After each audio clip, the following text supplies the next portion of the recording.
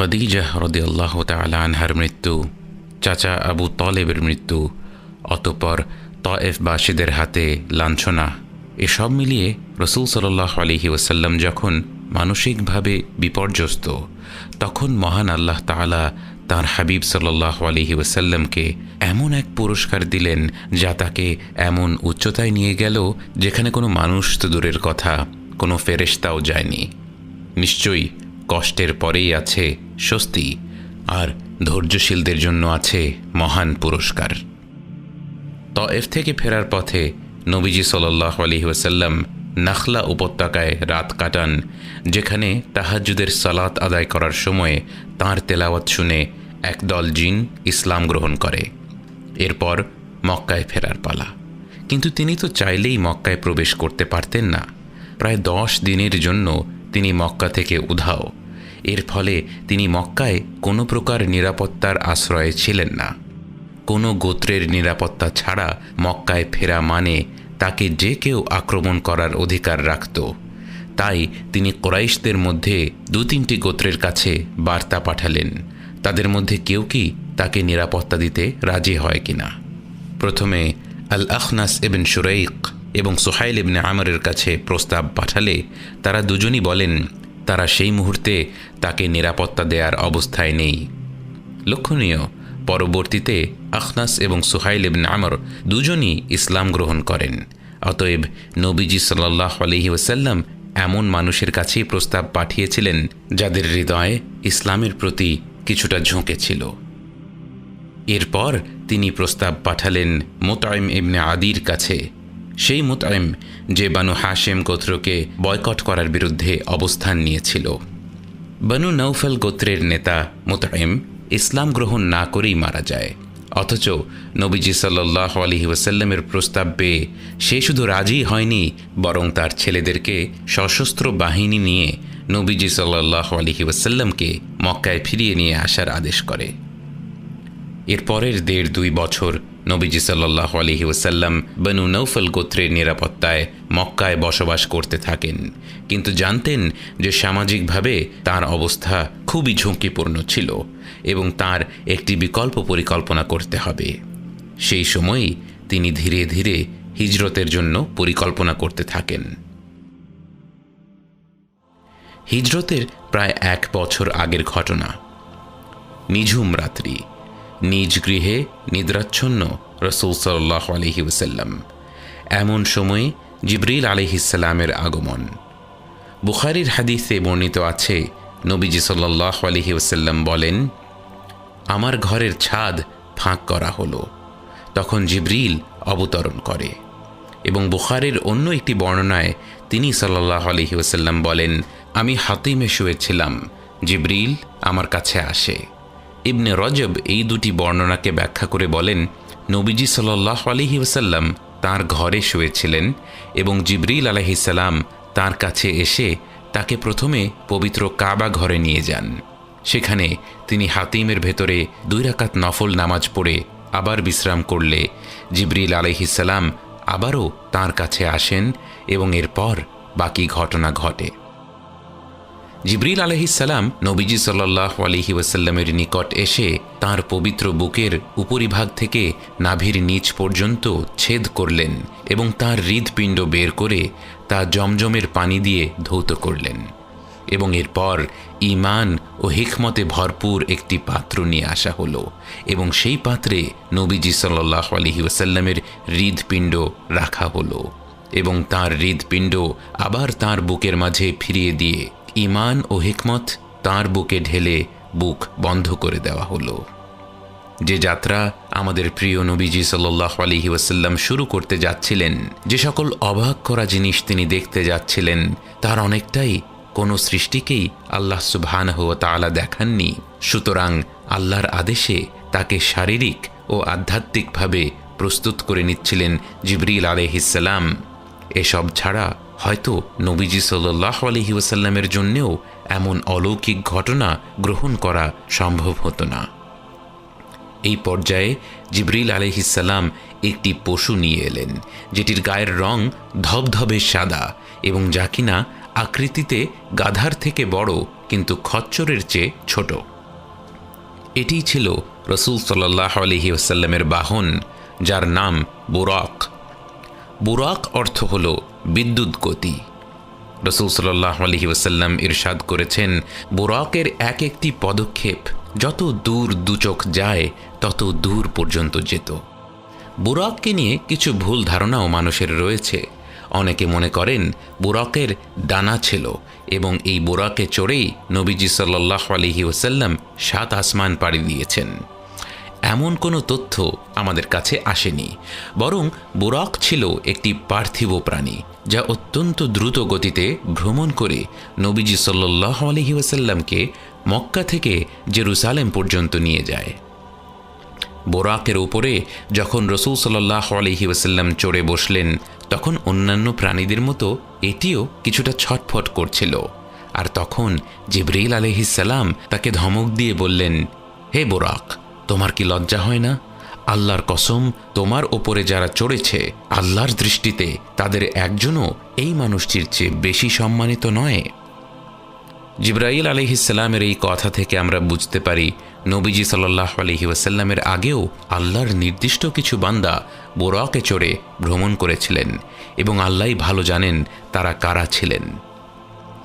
বিদ্যুৎ গতির বুরাকে চড়ে নবীজি সাল্লাল্লাহু আলাইহি ওয়াসাল্লাম প্রথমে গেলেন বাইতুল মাকদিসে। লক্ষণীয় ব্যাপার হলো, সে সময় বাস্তবে বাইতুল মাকদিসে কোনো মসজিদই ছিল না, কারণ তখন জেরুজালেম ছিল রোমানদের দখলে এবং তারা সেই পুরো এলাকাটিকে একটি আবর্জনার স্তূপে পরিণত করেছিল। কিন্তু নবীজি সাল্লাল্লাহু আলাইহি ওয়াসাল্লামকে আল্লাহ বাইতুল মাকদিসের এমন একটি ডাইমেনশনে নিয়ে গেলেন, যেই ডাইমেনশনে বাইতুল মাকদিসে একটি মসজিদ ছিল। সেই মসজিদের বাইরে পশুদের জন্য নির্ধারিত স্থানও ছিল, যেখানে তিনি সাল্লাল্লাহু আলাইহি ওয়াসাল্লাম বুরাককে বেঁধে ভেতরে প্রবেশ করলেন। মসজিদে প্রবেশ করে নবীজি সাল্লাল্লাহু আলাইহি ওয়াসাল্লাম 2 রাকাত সালাত আদায় করলেন এবং তার পেছনে সময়ের শুরু থেকে প্রেরিত সকল নবী রাসূলগণ সালাত আদায় করলেন। এই ঘটনাটি পুনরায় নিশ্চিত করে যে নবীজি সাল্লাল্লাহু আলাইহি ওয়াসাল্লাম ইতোমধ্যে বাস্তবতার যে জগৎটিকে আমরা উপলব্ধি করি তা পার হয়ে গায়বের এক বাস্তবতায় প্রবেশ করে ফেলেছিলেন এবং সেখানে তিনি সাল্লাল্লাহু আলাইহি ওয়াসাল্লাম সকল নবী রাসূলদের ইমামতি করলেন এবং পরবর্তীতে তিনি বর্ণনা করে বলেন, তিনি সেখানে মূসা আলাইহিস সালামকে দেখেছিলেন, যিনি শানুআহ গোত্রের মানুষদের মতো ছিলেন, এবং সেখানে ছিলেন ঈসা আলাইহিস সালাম, যিনি কিছুটা ককেশীয় বর্ণের ছিলেন এবং তার চুল খানিকটা ভেজা ছিল এবং গঠনে তিনি মূসা আলাইহিস সালামের চেয়ে কিছুটা ছোটখাটো ছিলেন। এবং এরপর তিনি ইব্রাহিম আলাইহিস সালামকে দেখলেন এবং ইব্রাহিম আলাইহিস সালামের চেহারা যেন অবিকল নবীজি সাল্লাল্লাহু আলাইহি ওয়াসাল্লামের মতনই ছিল। নামাজ শেষ হলে জিবরিল আলাইহিস সালাম 2টি পেয়ালা নিয়ে এলেন, একটিতে দুধ আর একটিতে মদ। জিবরিল বললেন, আপনার উম্মতের জন্য যে কোনো একটি বেছে নিন। রাসূল সাল্লাল্লাহু আলাইহি ওয়াসাল্লাম দুধ বেছে নিলেন। প্রিয় উম্মতের জন্য তার এই সুচিন্তিত নির্বাচন ছিল আল্লাহর পক্ষ থেকে তাঁর বান্দাদের প্রতি এক অপূর্ব নিয়ামত। পুষ্টির আধার এই দুধের এখন পর্যন্ত কোনো বিকল্প নেই। এবার এলো মহাকাশ ভ্রমণের পালা। জিবরিল আলাইহিস সালাম নবীজি সাল্লাল্লাহু আলাইহি ওয়াসাল্লামকে নিয়ে বাইতুল মাকদিস থেকে সরাসরি আকাশপানে আরোহণ করতে লাগলেন। এক পর্যায়ে জিবরিল আলাইহিস সালাম প্রথম আসমানের ফেরেশতাকে বললেন আকাশের দরজা খুলে দিতে। ফেরেশতা তার পরিচয় জানতে চাইল এবং জিজ্ঞেস করল তার সাথে কেউ আছে কিনা।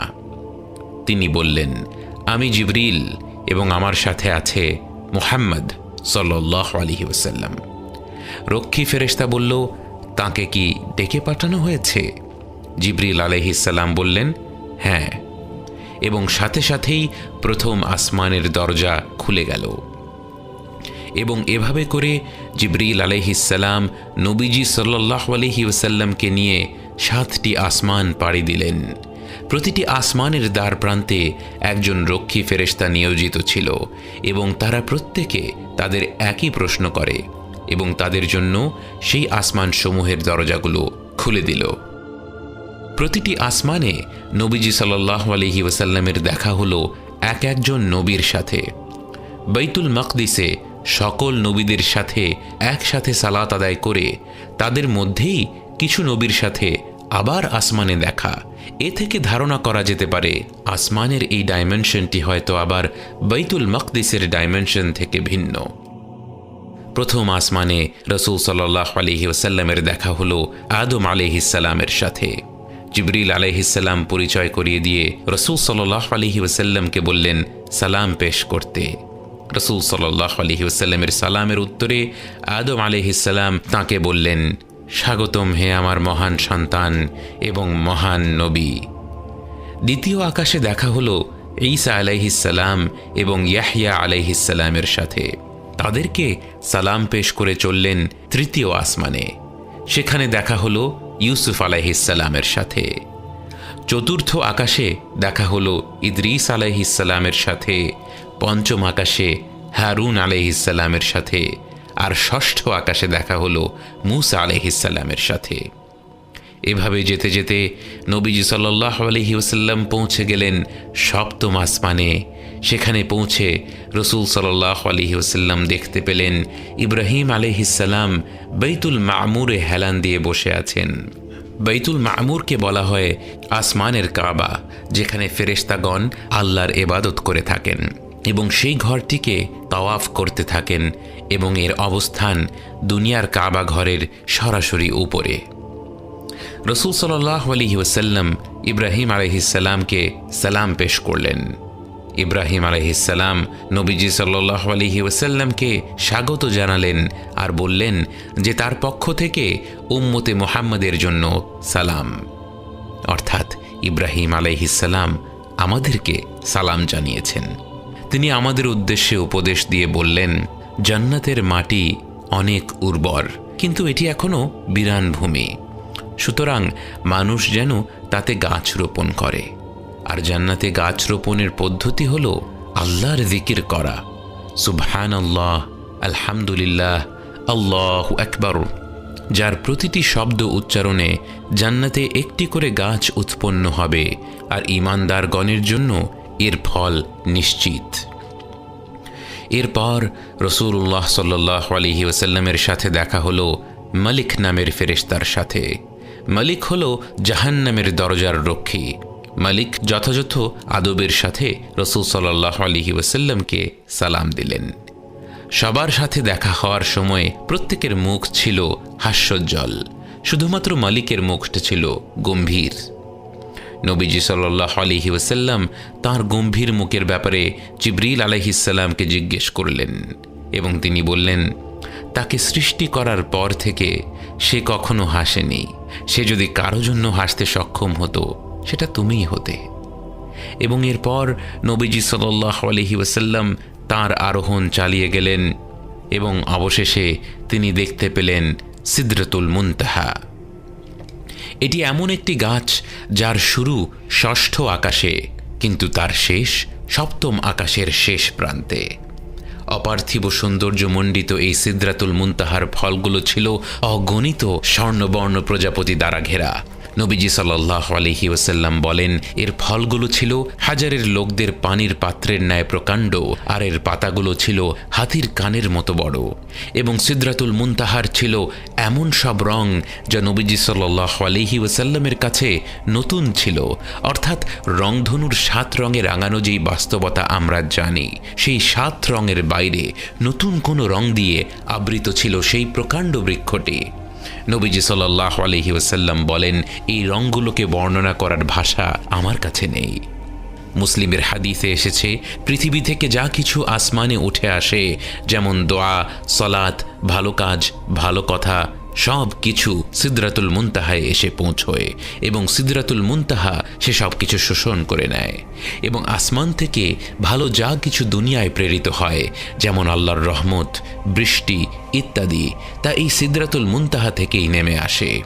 সূরা নাজমে আল্লাহ তাআলা বলেন, ইয ইয়াগশা সিদরাতা মা ইয়াগশা, সে সময় সিদরাকে আচ্ছাদিত করছিল এক আচ্ছাদনকারী জিনিস।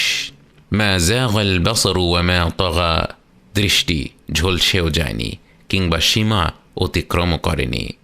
লাকাদ রাআ মিন আয়াতি রাব্বিহিল কুবরা, সে তার রবের বড় বড় নিদর্শনসমূহ দেখেছে।